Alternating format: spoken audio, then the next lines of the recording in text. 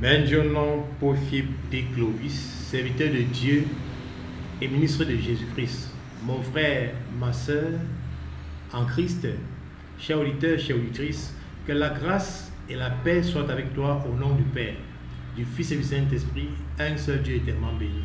Amen. Je t'invite, bien-aimé, à louer Dieu avec moi, qui est au milieu de nous, à travers cette louange tirée du recueil Sur les ailes de la foi, numéro 77. Jésus est au milieu de nous. Cantique Bamileke, numéro 72. Jésus est au milieu de nous, son regard s'abaisse sur nous, sa douce voix l'entendez-vous. Je veux vous bénir tous, je veux vous bénir tous, je veux vous bénir tous, sa douce voix l'entendez-vous. Je veux vous bénir tous, Jésus est au milieu de nous, son regard s'abaisse sur nous, sa douce voix l'entendez-vous. Je veux vous sauver tous, je veux vous sauver tous, je veux vous sauver tous, sa douce voix l'entendez-vous. Je veux vous sauver tous. Voilà, bien-aimé, je t'invite à présent à la prière. Éternel notre Dieu et notre Père, en Jésus le Christ, nous t'exaltons, nous te magnifions, nous te louons, Dieu incomparable, de cette occasion que tu nous donnes de pouvoir nous retrouver par le moyen de ces réseaux sociaux pour t'écouter, nous parler, te louer, t'adorer, mais aussi pour que tu nous écoutes. Comme une terre altérée soupire après l'eau du ciel, Seigneur, nous supplions que tu nous accordes ton esprit. Oui, ton esprit de grâce, ton esprit de vérité, l'enseignant par excellence, afin que descendant dans nos cœurs comme une pluie abondante et d'éclaire pour nous la compréhension de l'écriture qu'il a lui-même inspirée. Éloigne en nous et autour de nous tout esprit qui n'est pas de toi, au nom puissant et glorieux de Jésus-Christ. Amen. Voilà, bien-aimés, notre texte de méditation est tiré de Genèse. Genèse dans son 16e chapitre, versets 1 à 16. Genèse 16, 1 à 16. Dans la traduction Louis II, nous écoutons ce qui suit. Sarai, femme d'Abraham, ne lui avait point donné d'enfant. Elle avait une servante égyptienne nommée Agar. Et Sarai dit à Abraham, voici, l'Éternel m'a rendu stérile. Viens, je te prie, vers ma servante. Peut-être aurai-je par elle des enfants. Abraham écouta la voix de Sarai. Alors Sarai, femme d'Abraham, prit Agar l'égyptienne, sa servante, et la donna pour femme à Abraham, son mari, après qu'Abraham eut habité 10 années dans le pays de Canaan. Il alla vers Agar et elle devint enceinte. Quand elle devint enceinte, elle regarda sa maîtresse avec mépris. Et Sarai dit à Abraham, l'outrage qui m'est fait tombe sur toi. J'ai mis ma servante dans ton sein. Et quand elle a vu qu'elle était enceinte, elle m'a regardé avec mépris. Que l'Éternel soit juge entre moi et toi. Abraham répondit à Sarai, voici ta servante est en ton pouvoir. Agis à son égard comme tu le trouveras bon. Alors Sarai la maltraita et Agar s'enfuit loin d'elle. L'ange de l'Éternel la trouva près d'une source d'eau dans le désert, près de la source qui est sur le chemin de Shur. Il dit, Agar, servante de Sarai, d'où viens-tu?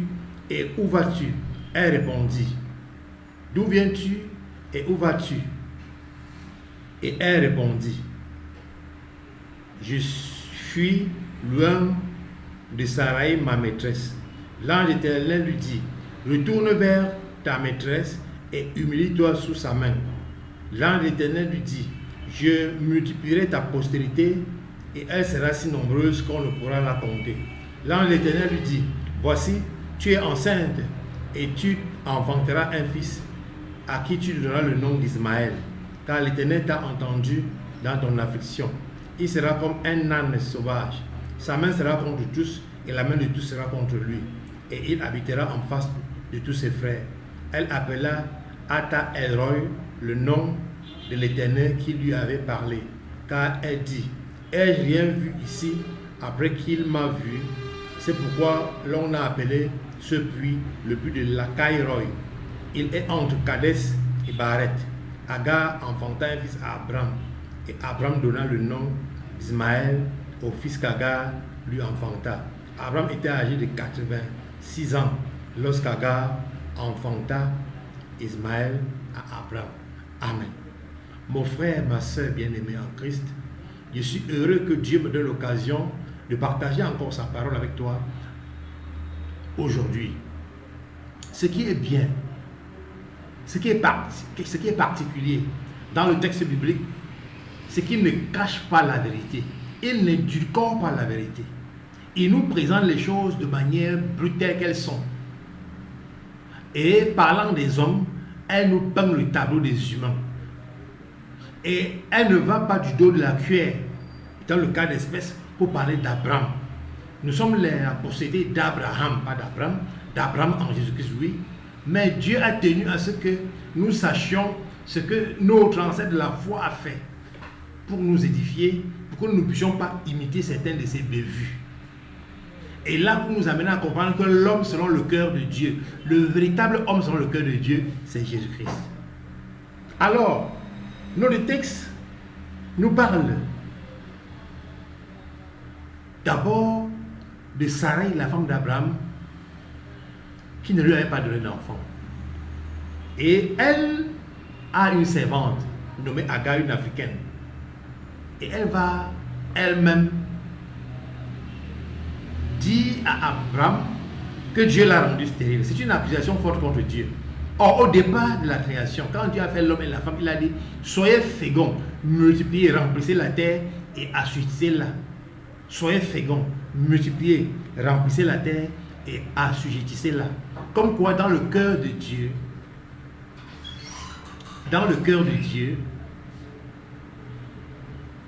la stérilité est une chose qui vient plutôt de l'ennemi. La stérilité ne vient pas de Dieu. Quand une femme ne conçoit pas, qu'elle n'ait pas accusé Dieu. Car pour Dieu, il a béni les entrailles de l'homme et de la femme afin qu'ils puissent procréer. Que s'était-il passé dans la vie de Sarai pour qu'un enfant, on ne peut pas le dire. Pour qu'elle vienne ici à accuser Dieu, ça c'est sa position, mais elle n'est pas divine. Alors elle va donc le dire à Abraham, son mari, et lui dit donc d'aller vers sa servante Agar afin d'avoir une postérité. Pourtant, Dieu avait déjà béni Abraham. Il lui avait promis qu'il bénira sa postérité. Mais il devait avoir la postérité à partir de qui? À partir de sa femme Sarai, pas à partir de sa servante. Abraham va écouter la femme au lieu d'écouter Dieu. Et exactement comme Adam avait écouté sa femme au lieu d'écouter la voix de Dieu, et l'humanité est tombée dans le péché avec ses conséquences que nous connaissons aujourd'hui. La maladie, la souffrance, la pauvreté, la misère et la mort. Abraham va préférer écouter son épouse au lieu d'écouter Dieu, ce qui est assez grave. Alors, Sarai donne donc cette épouse, cette servante, il donne cette servante à Abraham et il couche avec, comme s'il attendait. On dirait même qu'il la convoitait depuis. Et que c'était les regards de sa femme qui lui empêchaient d'avancer. Il accepte. Comme un cadeau tombé du ciel, il accepte. Il aurait pu dire non. C'est ma servante, c'est ta servante, je refuse de coucher avec elle. Tu es mon épouse et attends la promesse de Dieu. Nous devons faire très attention. Car Dieu peut nous bénir. Et un homme vient changer notre destinée. car Dieu avait déjà béni Abraham. Il a préféré écouter la femme qui va changer toutes les données. Et justement, il couche malheureusement avec Agar. Et Agar tombe enceinte. Et quand elle tombe enceinte, le mal appelant le mal, voilà que Agar commence à mépriser Sarai. Elle la méprise comme pour dire, tu ne sers à rien, tu es un arbre stérile. Elle se moque d'elle. Elle ne veut pas savoir c'est elle qui lui avait donné son mari. Elle se moque d'elle comme pour dire que c'est moi qui va donner la descendance à ton mari. Et donc j'ai pris ta place en quelque sorte. Elle se moque. Et comme elle se moque d'elle, voilà qu'Agar se retourne contre son mari et dit plutôt que le pauvre qu'elle reçoit tombe plutôt sur son mari et que Dieu soit juge entre elle et lui. Abraham de lui répondre, ta servante est en ton pouvoir. Agis à son égard, comme tu le trouveras bon. Alors Sarai va maltraiter Agar suffisamment. Elle va la maltraiter. Et c'est là où elle résout de fuir loin de Sarai. Elle s'enfuit. Et quand elle s'enfuit, on peut projeter, qui n'est pas exclu, qu'elle envisage peut-être, qui sait, d'avorter. Comme beaucoup de jeunes filles qui aujourd'hui, à cause des grossesses non désirées, finissent par avorter, par supprimer la vie. Qui sait? Mais Dieu intervient dans le cours de son histoire, à travers son ange, et lui demande, puisqu'elle est assise près de Dieu sous ce dos, d'où viens-tu et où vas-tu? Est-ce à dire qu'elle n'en reconnaissait pas? Non. Il voulait qu'elle mette elle-même les mots sur ce qu'elle vit. D'où viens-tu et où vas-tu? Je fus loin de ma maîtrise, répond-elle. Et l'ange de l'Éternel de lui dit, retourne vers ta maîtresse et humilie-toi sous sa main. Sois humble. Retourne vers elle et sois humble. Et lui de promettre, l'ange, comme pour l'éviter le mal qu'elle voulait se faire, et peut-être le faire également à l'enfant qu'elle a dans son sein, je multiplierai ta postérité et elle sera si nombreuse qu'on ne pourra la compter. Et l'ange de l'Éternel lui dit encore, voici tu es enceinte et tu enfanteras un fils, et à qui tu donneras le nom d'Ismaël, car l'Éternel t'a entendu dans ton affliction. Voilà ce que veut dire le nom Ismaël. L'Éternel a entendu dans l'affliction.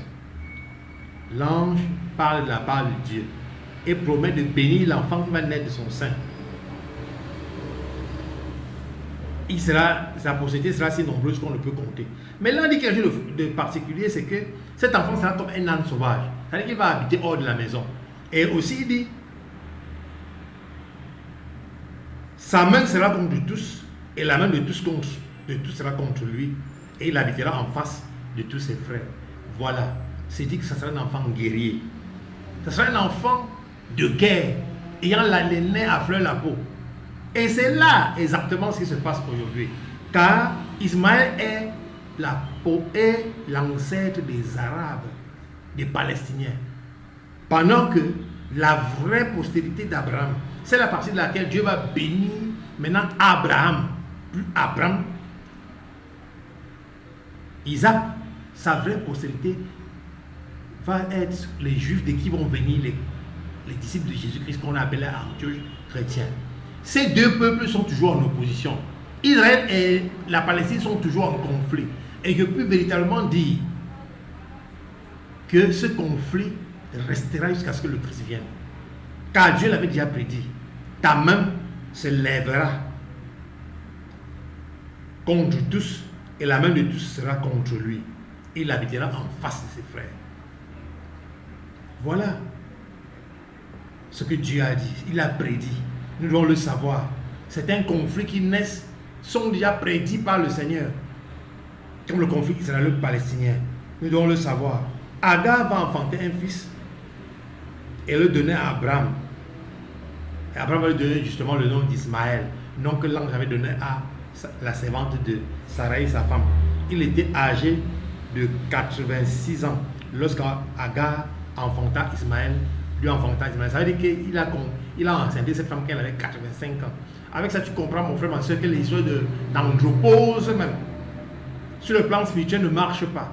Dieu peut donner à une personne vieille en âge de procréer. Il peut donner à une femme avancée en âge de procréer. Nous allons voir dans la suite des textes de méditation. Puisque Sarai, dont le nom de Sarah, va finir par procréer à un âge pas trop avancé qui surpasse presque par le double l'âge que la science connaît comme l'âge de la ménopause. Que ce soit l'andropause, l'arrêt de procréation chez l'homme, que ce soit la ménopause, l'arrêt de la procréation chez la femme, Dieu dépasse cela. Il est capable de miracles. Mon frère, ma soeur, apprends donc à écouter Dieu te parler et à tenter aux promesses de Dieu. Ne mets pas ta chair entre ce que Dieu t'a dit et ce qui va arriver, comme Sarah a mis sa chair entre la promesse que Dieu a faite à Abraham et cette promesse de Dieu. Comme Abraham lui-même a mis la chair, et la chair l'a conduit au péché. La chair l'a conduit à procréer un fils.